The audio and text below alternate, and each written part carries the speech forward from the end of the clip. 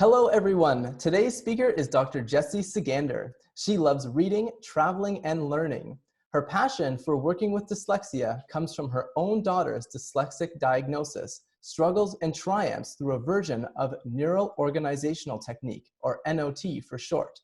Jessie's background is in education with a BA in education, master's in curriculum and instruction, and a PhD in educational leadership.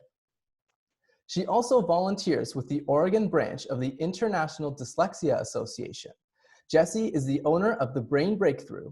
Today, Jessie will be speaking about how to deal with stress and anxiety within the family. Welcome, Jessie. Hi, thanks for having me. I'm so happy to be here. Super excited. So why don't you tell us a little bit about yourself and the topic for today? Yeah, so I am the owner of The Brain Breakthrough, and I work with families who struggle with anxiety, trauma, dyslexia, concussions, and reading issues. And one of the things that is so prevalent right now is just this feeling of stress and overwhelm in our families. So watching our kids struggle through the transition that we're in right now, knowing that we're struggling through the transition we're in right now. So I just want to give you some really simple language, vocabulary, and steps that you can use with your families today to help process what's happening. Sounds amazing.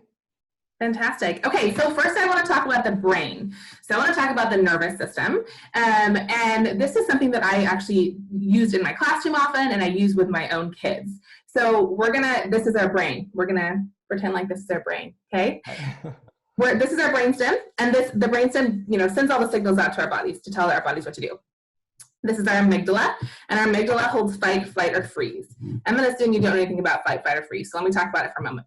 Fight, flight, or freeze is this primitive reflex we have in us, right? So if we step outside the front door and there's a bear, our body kind of shuts everything else off and goes into fight, flight, or freeze. So we're either going to fight the bear, so all the adrenaline pumps in our body to fight the bear, or our body's going to get ready to fly, to run as fast as possible, or we just freeze, right? So it's a super important thing. It's helped keep people alive for millions of years, right? It's a very important thing. But sometimes our body can go into fight, flight, or freeze when it doesn't need to go into fight, flight, or freeze. So I'm going to talk about that today. And then we're going to assume that this is our prefrontal cortex. This is our brain right here. Okay, and this is a super important part of our brain because when a healthy brain, this is what a healthy brain looks like. The prefrontal cortex is wrapped around the amygdala, and this is where all of our rational thinking comes from, right? It's where all of our executive processing and rational thinking and everything that we need to rationalize the world happens here. So this is what happens to a healthy brain. Sometimes life happens and trauma happens, which is where we find ourselves today in the middle of a pandemic, right? And trauma can be a lot of different things. So trauma is like this huge umbrella, right? So it can be from what we think trauma is, some sort of abuse or neglect, all the way down to in our own kids' lives of what I thought was going to happen is no longer happening, or I feel really overwhelmed, or I walk into a classroom every day and feel stupid. All of those things can be traumatic. So what happens generally, if a big trauma happens in our life, our body goes into fight, flight, or freeze to protect ourselves. But what we're finding right now in the middle of COVID-19 is that there's a lot of things that actually make us flip our lid, and that's what we call it. Okay, so when we're triggered, when things feel out of control and we're really triggered, it looks like we flipped our lid. And all that means is my body's no longer using the rational part of my brain. It's just working out of fight, flight, or freeze. I'm just going there and I'm responding out of fight, flight, or freeze for most things in my life. So let's talk about kids. What does this look like in kids? I have 2 kids myself. And what I've noticed over the last month or so is it looks like a lot of different things. It can look like meltdowns over nothing. Okay, it can look like gigantic, big alligator tears over things that I think, why are we crying over this? I have a teenager, and it can look like for her going into her room and shutting the door and completely wanting to block out the world. It can look like a lack of engagement, and so it's important for us as parents to realize what's happening within our kids. And also within ourselves. We as parents, our lid can get flipped, right? So we have this, and this is all research out of Dr. Dan Siegel. It's all of his research that comes up with this idea or this theory. He talks about, we have this idea of a window of tolerance. And so it's this window where our emotions go up and down. Typical, right? We're gonna have good days, we're gonna have days, we're gonna struggle. Total window of tolerance. When we begin to flip our lid, it causes us to go above our window of tolerance or below our window of tolerance. And so a couple things we need to realize. One, our kids don't have fully developed prefrontal cortexes until they're in their 20s, right? So when my 10-year-old is having a meltdown and I want to have a fully rational conversation with him, he can't even have a fully rational conversation all the time anyhow, because his prefrontal cortex isn't actually developed yet, okay? The other thing we need to realize is that parents can flip their lids just as easily as kids. So I know, I'm sure that you have felt, and I have felt, there have been times in the middle of this pandemic when I feel like, Definitely. Right? We can flip our lids just in general. We can flip our lids with our partners. We can flip our lids with our kids. And I feel it, like I can feel the anxiety in my body sometimes, or I can feel myself just getting so angry over something that's irrational, right? I'm not thinking rationally. I'm just working out of fight, flight, or freeze. And I think what we see in parenting right now is that a kid will flip their lid, and then a parent will flip their lid, and then nothing constructive happens because we have an irrational person dealing with an irrational person. And that's really hard. Yeah. So that's the basis of what I want to talk about today. It's just that. And I have actually worked with my kids. We talk about flipping their lids all the time. So sometimes my son will come to me and he'll be, and I'll just, all I have to do is raise my hand and say, hey buddy, your lid is flipped. Let's have a conversation when you can figure out how to put your lid back on. That's really interesting. That's a really cool kind of technique. I think that'll help a lot of people. Well, and it's helped give him a vocabulary for understanding what's happening in his own. And it's helped me as a parent realize this isn't the time, like this is when the kid's lid is flipped, this is the time when I can throw every consequence in the entire world at him and he's not going to care. Like he can lose everything and he's still going to, it's because he's not rationally thinking, and I can't expect that of him at that moment. So I have to wait. So what I want to talk about today is how do we put our lids back on? Like how do we actually calm down our body as parents and as kids? What are some tools we can give them? Does that make sense? Yeah, I'm really excited. Awesome. So first thing, which is counterintuitive for parents, is you have to actually regulate yourself. So when a kid is out of control, I tend to want to go there too, right? Out of anger and frustration. And even though it's counterintuitive, we can't expect our kids to regulate themselves just because we tell them to. We actually have to model it for them. Right. We have to do the things that we can do to put our lid back on. So part of that is figuring out what helps you to relax or what helps you to take a break. So we all know about deep breathing and the importance of deep breathing. I say to my kids sometimes, hey, this is where I'm at and I need 2 minutes. I can't do this right now. Give me 2 minutes. And I go and take a break away from my kids and take some deep breaths and do what I need to do to calm myself, to think rationally. I think for parents, you have to figure out what's going to work best for you. And one of the best things we can do is it's called grounding techniques. I'm sure you're familiar with that. But it's the things that will help our body pay attention to itself. So to start thinking rationally again. So one of the greatest things that you can do for yourself or for your kids is to teach them to use their 5 senses. So when we activate our 5 senses, the lid literally has to come back on because our body can't just stay here anymore. It has to start paying attention to other things. Mm-hmm. That's the room is yellow.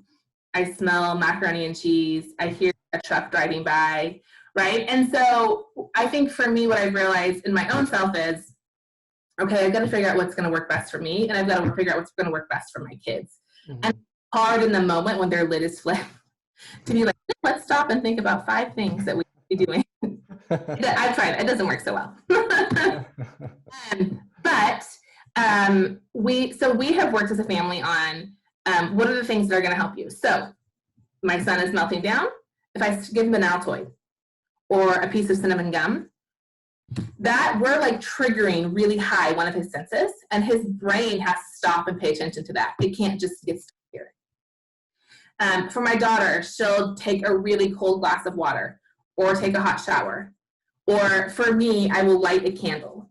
So the more we can activate our senses, the faster we can activate our senses, the quicker our body can begin to put their lid back on and begin to think rationally, which is super important. Sometimes I can just say like, oh my God, did you hear the fire truck go by? or I think I heard the phone ring in the other room, or gosh, my legs are all scratchy, or whatever. And so even if I can't, if it's a smaller kid and I can't, ask them to go do an action, if I just start asking them questions and they start paying attention to the five senses around them, it's going to help them calm their bodies down.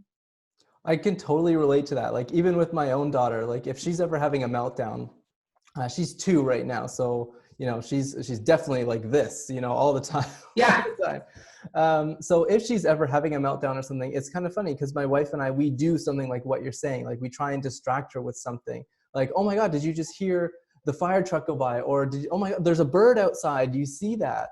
And it works. It calms her down. It really gets her, thinking about, she doesn't even remember why she's upset because she starts focusing on something else that is, sensitive for her, like, oh my God, look at this, here's a teddy bear, or, oh, what's mommy cooking in the kitchen? Something like that. So Yeah. it really, this stuff works. So that's why I think it's really important that you're talking about it. And I really like the idea of doing that. It's something I'm going to use moving forward too. Yeah. The other thing that you can do, really practical, is to regulate your vestibular system. So really easily, if you will have yourself or your kid hang upside down.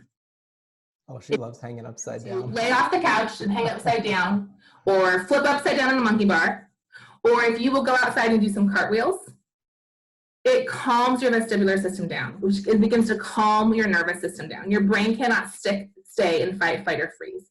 It really starts to calm your entire body down.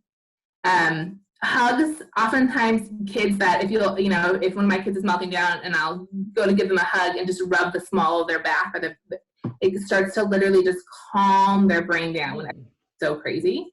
And then the other thing that I really suggest to all of my clients, especially when we're working through trauma, I call it the peace blanket. So if you put one hand here and one hand on the back of your head and just hold it there 30 seconds, a minute, 30 seconds, it literally helps your body, and take some deep breaths, start to calm down. So at night, if I can't sleep and my brain is racing, I just lay in my bed like this.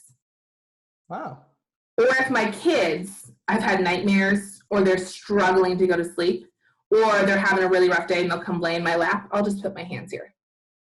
And it just literally calms the body down and says, it's okay, you're okay, take some deep breaths, and it starts to regulate your body.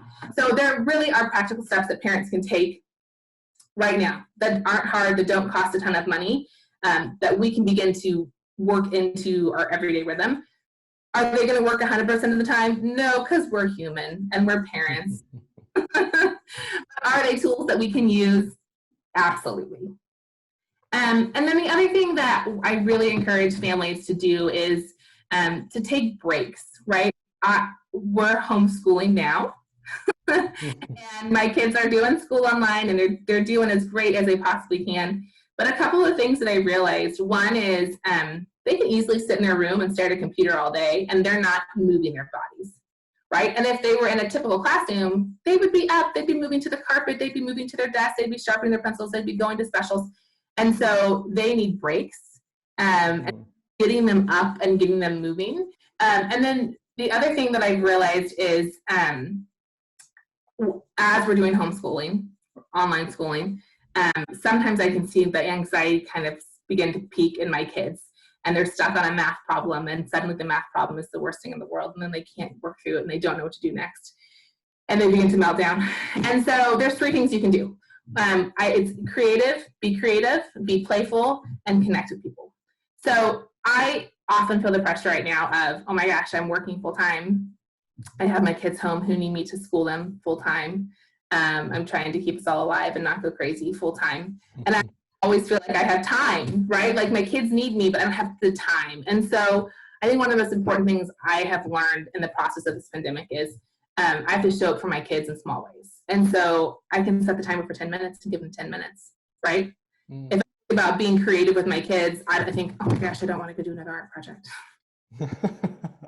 And sit down for 10 minutes and play with clay with my daughter and have a conversation and make her take a break. Or I can, get out the water beads with my little one and do some sensory play with them. Or I can tell my son, go in the backyard and dig a hole. Like there's creative things that we can do that don't take very much time. The same is true with play. You know, I can set the timer for 15 minutes and play Legos. I don't want to play Legos all day. I don't have time for that. But as I see my kids' anxiety, you know, increasing and they're feeling out of control or they're really stuck somewhere in school, they need a brain break. They need a brain break. And usually teachers are going to give that to them in the classroom. And I think what I've realized over the last few weeks is, there's not a teacher that says, hey, let's stand up and wiggle.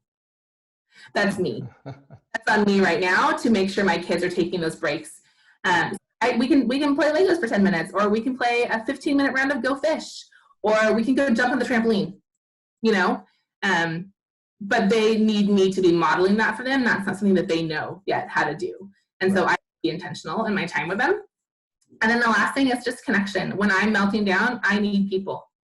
I need to call a girlfriend and say, I'm not okay. Can we FaceTime? I don't know what I'm doing. I'm feeling overwhelmed. But our kids need it too.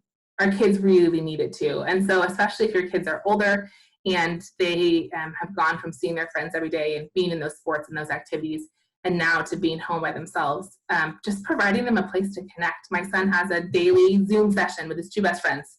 They play Monopoly on board games, each in their own houses, but you know, and he's like, Mom, it's the most normalizing thing that I have right now is to see my friends.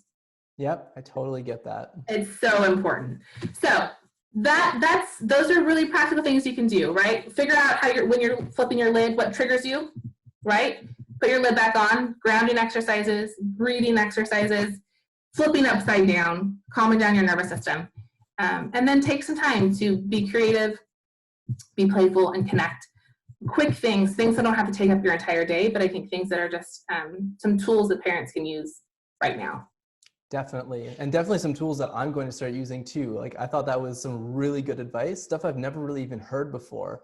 And especially for the new parents out there too, they'll have that opportunity to start implementing some of this. And especially as their kids get older too, I think it's really good information that's going to help them kind of move along and get through this pandemic that we're in right now, and even afterward, right? Because the world's going to change completely after this, whether we're ready for it or not.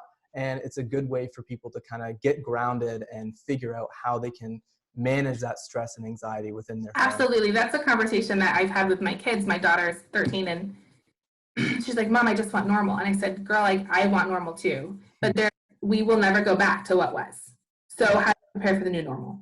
Exactly. Having those conversations with my kids around expectations of what does it look like to go to a store? I just want to go to Target, Mom. Please just let me out of that. But I'm like, it's not the same. You don't just right now, we don't just go and have fun and shop. And I'm like, and set, like having those conversations about what the new normal may look like and setting expectations, and also letting us be a little bit sad for, man, we may not see our grandparents for a while because they live on the other side of the world. And it could be a long time before, or man, school might look really different next year and we just don't know what it is. And it's okay. It's okay. But setting those expectations of we're not going back to normal. We're going back to a new normal. So how do we handle that in ourselves now so that we're ready to face what comes next? Exactly. So as we end off the conversation here, what would be one solid piece of advice that you could give to anyone who's listening to this right now? It's not rocket science. You don't have to do 20 million things to help bring calm to your family right now. It's small things that you can implement every day. You're not going to get it perfect. You're not supposed to. We're human, and it's going to be not messy for a while. We're just in the middle of a mess. Mm-hmm. Really small, practical steps that you can take with your family each day. Amazing. And where can people find you if they're looking for you? Social, website? Yeah, so I'm the owner of The Brain Breakthrough, so you can find me at thebrainbreakthrough.com. And then I have just launched a new Facebook parenting group called ACT Parenting Community.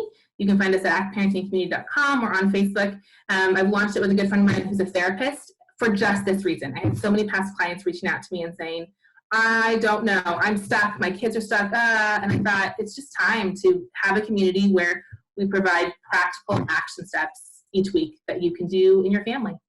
Amazing. Well, thank you so much for taking the time to be part of this seminar, Jessie. I really appreciate it. Like she said, check out her website.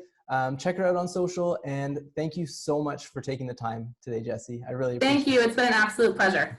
Thank you so much.